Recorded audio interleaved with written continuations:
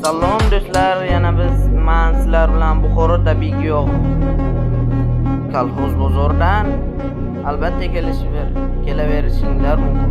Mellarimiz va pachkachalarimiz, kesak, gilina mellar, ural, gilina kesak, oq kesak, 4 xil kesak, oq, qora kesagimiz ham bor. 21 xil kesak bor. Albatta kelaverishinglar mumkin. Hozirroq kommentariy va obuna bo'lib, like va qo'ng'iroqdan bosib qo'ying.